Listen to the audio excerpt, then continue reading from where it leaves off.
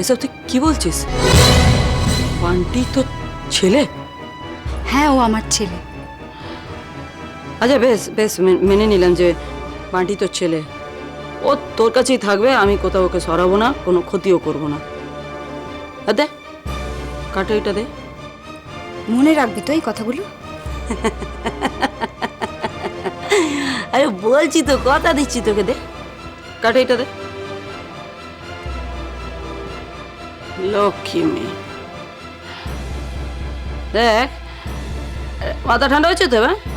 একটা কথা শোন, তোকে আমি এবার একটা গোপন কথা বলছি, কেউ যেন জানতে না পারে। জানলে কিন্তু বান্টির ক্ষতি হবে।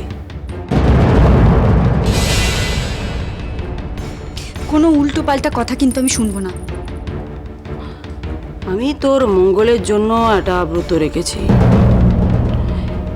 আগামী 90 দিন তুই বান্টির সঙ্গে কোনো কথা বলবি না।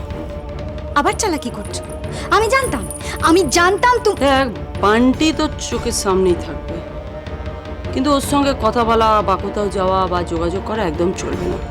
এটা কিন্তু তোর আর বান্টির ভালোর জন্যই আমি করছি। আজকে জানিস তো, যেখানে গেছিলাম, তার কাছে গেছিলাম, তিনি একজন কিন্তু মহাযোগী মানুষ, শ্মশানে সব সাধনা করেন। তিনি বলেছেন বান্টির একটা মৃত্যু যোগ আছে। হ্যাঁ, মৃত্যু যোগ আছে, আর সেটা কাটাতে তোকে তো এটা করতেই হবে।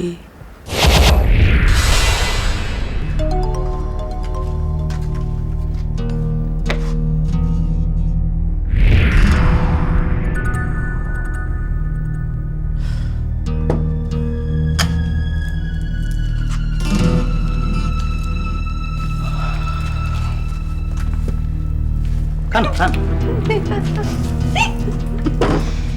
কি দেখছেন? চিড়িয়াখানার জন্তু? জানেন না এখনো কার সঙ্গে লেগেছেন? প্রতীকবাবু, আপনি শুধু শুধু রাগারাগি করছেন। আচ্ছা, ওই গ্লাসে যে শরবতটা ছিল সেটা তো আপনার খাওয়ার কথা নয়, ওটা তো মনের খাওয়ার কথা। ওটা তো আপনিই টেনে নিলেন। আপনি বলুন, মনের কিছু হয়েছে? হয়নি তো। একে কি বলে জানেন? অতি চালাকের গলায় দড়ি। ঠিক, সব হিসেব আমি গুনে গুনে নেব। এত সহজে ছাড়ার পাত্র আমি নই। শুধু গায়ে একটু জোর পাই, তারপর ভয় করছি। কিন্তু জোর পাবে কি করে দাদা? জোর পাওয়ার জন্য তো খাওয়া দরকার। আচ্ছা প্রতীকবাবু, আজকে আপনি কি খাবেন? ঝোল ভাত? কিন্তু দাদা, একটা প্রবলেম আছে। কি রে? আজকে তো আমাদের খুব ভালো ভালো রান্না হয়েছে। তাই? কিন্তু প্রতীকবাবুর শরীরের যা অবস্থা, ওই ভালো রান্না বোধহয় সহ্য করতে পারবে না। আসলে আজ আপনাদের দিন তো, আপনারা ভুলে যান। তুই কিন্তু একটা কথা খুব ভুল বলছিস। কি? আরে উনি এখন এই শরীরে কি করে সলিড খাবেন? এটা তো ঠিক না ওনাকে। আচ্ছা প্রতীকবাবু, একটা কথা বলি আমি, সাজেশন। ওই শরবত খাবেন আরেকটা, মানে শরবত খেলে ঠিক শরবত নিয়ে অনেকক্ষণ ধরে আপনাদের ঠাট্টাই আর কি সহ্য করছি, আর করবো না। অনেক হয়েছে, ফুটুন এখান থেকে। ও মশাই, কি বলছেন? ফুটুন টুটুন মানে? এটা তো আমাদের বাড়ি, আমাদের এখান থেকে ফুটি দিচ্ছেন। হ্যাঁ, আপনি কে এত কথা বলার? হ্যাঁ, বিনাশকালে বিপরীত বুদ্ধি। শুনিসনি প্রবাদটা? আপনারই তো চলে যাওয়ার সময় হয়ে গেছে মশাই। আম্মা কি বলে গেল শুনলেন না? এত রেগে গেছে, আজকেই না তাড়িয়ে ছাড়ে। আমার কি হবে না হবে এটা না ভেবে নিজের চরকায় তেল দিন, আর আমার সঙ্গে আমার সম্পর্ক খারাপ করার চেষ্টা একদম করবেন না। আমরা তো একদম চেষ্টা করছি না, চেষ্টা তো আপনি করছেন। এত তো চেষ্টা করলেন, মনকে আমার থেকে দূরে রাখতে পারলেন? পারলেন না। আজকে কতদিন পর মনের সাথে কথা বললাম, প্রাণ ভরে ওকে দেখলাম, ও অনেক মনের কথা বলল, মনটা না জুড়িয়ে গেল। বেশ, তবে আমার মনে হচ্ছে এটাই বোধহয় শিলার সঙ্গে শেষ কথা বলা। কারণ আম্মা যেখানে গিয়েছিল সেই ব্যবস্থা যদি ফুলফিল হয় তাহলে কিন্তু। কোথায় গিয়েছিল আম্মা? আয়নাকে কি নিয়ে যাবে? কোথায় গেছিল আম্মা? কোথায় গেছিল? কোন ভাগাড়ে বলুন? দেখুন প্রতীকবাবু, ভালো চান তো বলে দিন, না হলে কিন্তু। হ্যাঁ, স্যাকরার ঠুকটা কামারের একা। কি কেমন দিলাম? একবারে সব হাসি বেরিয়ে গেল তো।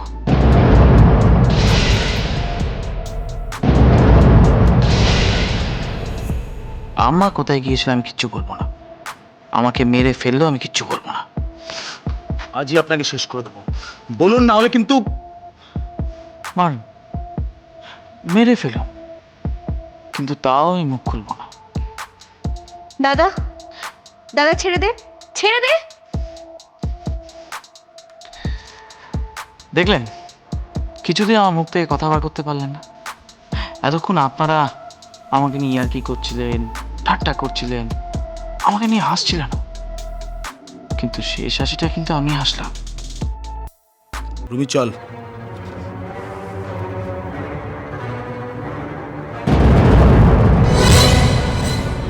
বাবা, আম্মার নামে একটা গেজা মেরে এই যাত্রায় বেঁচে গেলাম। কিন্তু আম্মা সত্যি বা কোথায় গেছিল? আমার চাল চলন ঠিক সুবিধের মনে হচ্ছে না, নজর রাখতে হবে। আমাকে ল্যাং মারার চেষ্টা করলে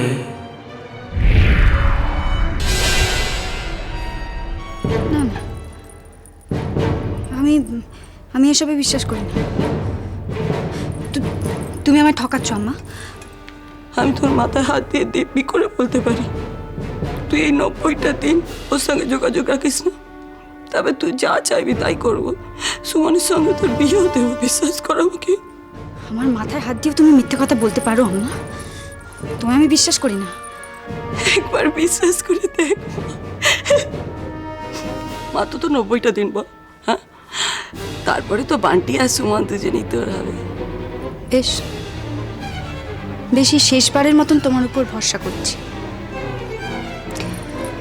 কিন্তু আমার একটা শর্ত আছে। আবার কি সত্য? সত্য মেনেই নেবো বলেছি।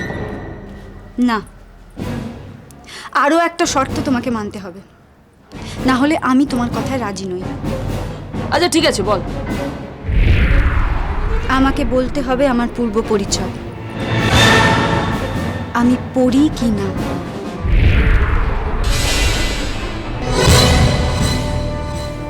বলবে তো? তুই যখন এত করে জানতে চাইছিস আমি বলবো তোকে, কিন্তু তবু বলছি যেটা তুই জানতে চাইছিস সেটা তো না জানলেই ভালো হতো। আমার ভাবা শেষ হয়ে গেছে আম্মা। উত্তরটা যাই হোক, উত্তরটা আমার চাই চাই চাই চাই চাই।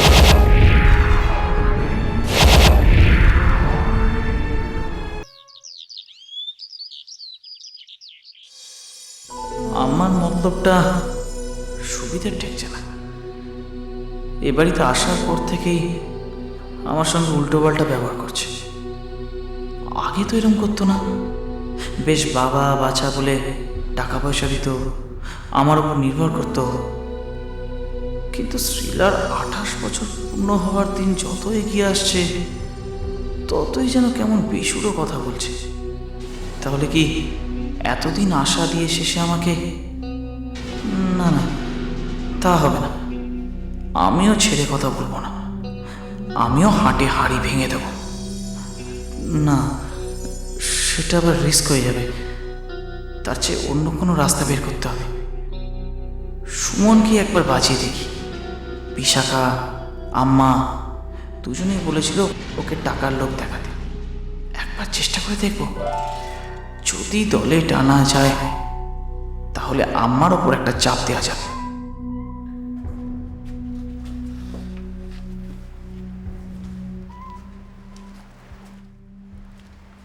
কি ভাবছেন প্রতীকী বাবু? আমাকে কি করে জব্দ করা যায়, তাই তো?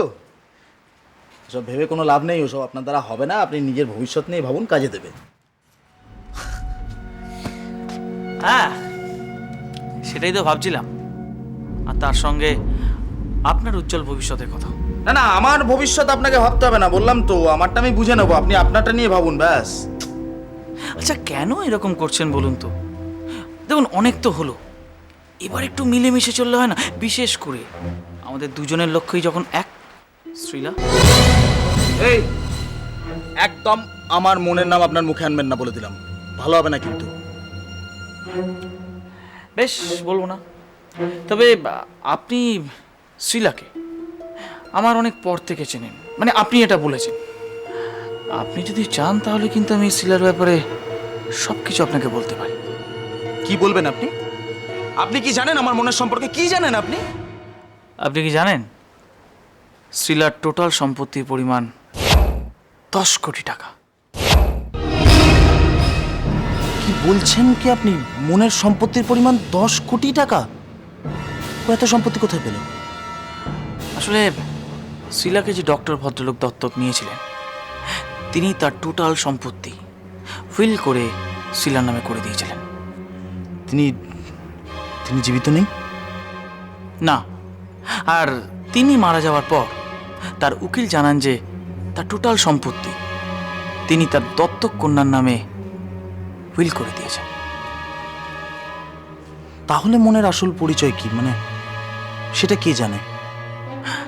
একমাত্র সেই উকিল বাবুই জানেন। আর এটাও নিশ্চয়ই আপনি বুঝতে পারছেন যে আম্মা আম্মা শ্রীলা আসল মা নয়। না না, সেটা তো আমার আগেই সন্দেহ ছিল, এখন শিওর হলাম। মনের এত টাকা পয়সা? আরে আমি কি এত কাঠখড় পুড়িয়ে এমনি এমনি এত ঝামেলা ঝঞ্ঝাট সামলাচ্ছি? হ্যাঁ, সে তো বুঝলাম, সবই ওই টাকা পয়সার জন্য। কিন্তু আপনি এত সম্পত্তি পাবেন কি করে? সেসব কথা এখন নাই বা শুনলেন। আসুন না আগে কাজের কথাটা সেরে নিন। আপনার যদি কোনো আপত্তি না থাকে তাহলে আপনি আমার পার্টনার হতে পারেন। টাকা পয়সা হিসাবটা আগে থেকেই তাহলে আমরা। কি কি বলতে চাইছেন আপনি? আপনি কি ভাবলেন যে ওর এত টাকা পয়সার গল্প আমাকে শুনিয়ে আপনি আমাকে কিনে নেবেন? ভুল করছেন প্রতীকবাবু, আমাকে কেনা যাবে না। আমি মনকে ভালোবাসি, বুঝলেন? ওর টাকা পয়সা চুরি করার কোনো ইচ্ছা আমার নেই, আপনার মতো নই আমি। এই দেখুন আপনি রেগে যাচ্ছেন। আরে আমি তো আপনার ভালোর জন্য এই কথাগুলো বললাম।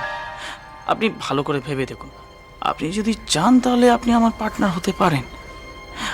তখন টাকা পয়সা হিসাবটা ভেবে দেখুন। এই প্রতীকবাবু, আপনি যেটা ভাবছেন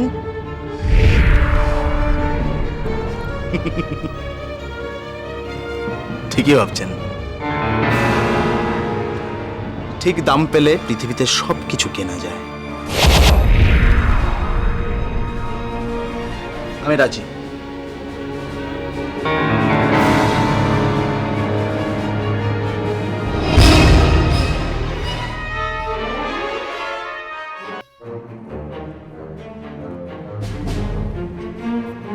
কি বলছে প্রতীক?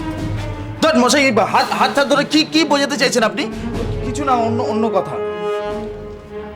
ওই যে হ্যাঁ, ওই সেদিনকে ওই শরবত নিয়ে যে রসিকতা হলো না, সেই ব্যাপারেই। হ্যাঁ, ওই শরবত। দাদা, হ্যাঁ, কি শেষ পর্যন্ত তুইও? ইয়ে চ রুমি, দেবাদা ডাকছিল আমাদের, আমাদের সঙ্গে কি কথা আছে। চ চ চ, আমার সাথে আয়।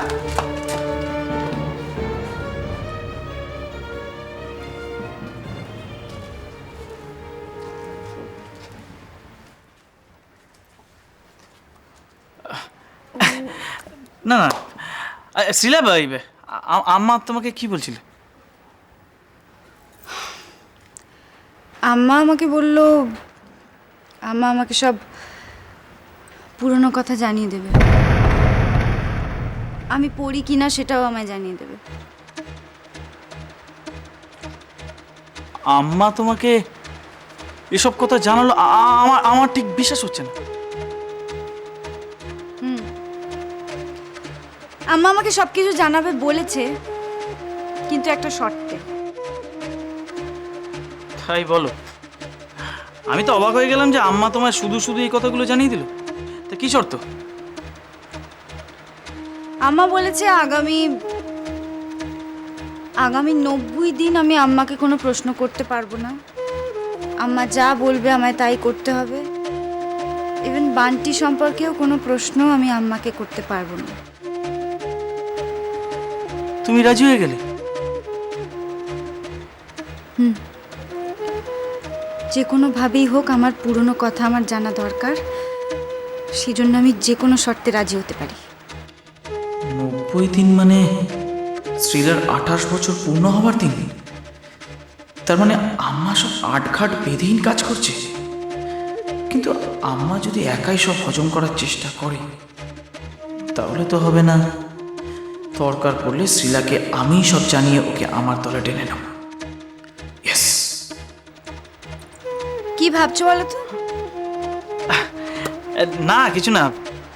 দেখো শ্রীলা, তোমার স্বামী হওয়ার দৌলতে আমিও কিন্তু তোমার পুরনো অনেক কথা জানি, যেগুলো আমি তোমায় বলতে পারি কোনো শর্ত ছাড়া। শুধু আম্মা কেন, আমি তোমায় বলতে রাজি আছি। সত্যি সত্যি তুমি তুমি জানো আমার পুরনো কথা? তাহলে আমি আমি আমি এত কিছু করছি কেন? আমি আম্মাকে জিজ্ঞেস করছি কেন? তুমি বলো না আমার পুরনো কথা। কেন বলবো? তুমি তো আমাকে নিজের কেউ ভাবো না, তুমি আমাকে নিজের বর বলে মনে করো না, তাহলে আমি কেন বলবো তোমায়? তুমি তো জানো যে আমার একটা ভুলে যাওয়ার অসুখ আছে, সেই জন্যই তো। বেশ, আচ্ছা শ্রীলা, আমি যদি তোমার সব কথা বলি তাহলে ভবিষ্যতে তুমি আমায় সাহায্য করবে? হ্যাঁ হ্যাঁ, নিশ্চয়ই করব। আমি তোমাকে সব সব রকম সাহায্য করব। তুমি প্লিজ যদি কিছু জানো তাহলে আমাকে বলো। আমার আমার আমার পুরনো দিনের কথা, আমার অতীতের কথা আমাকে বলো। বলছি বলছি বলছি বলছি এত ব্যস্ত হচ্ছ কেন? আমি তোমায় সব বলবো, কিন্তু তার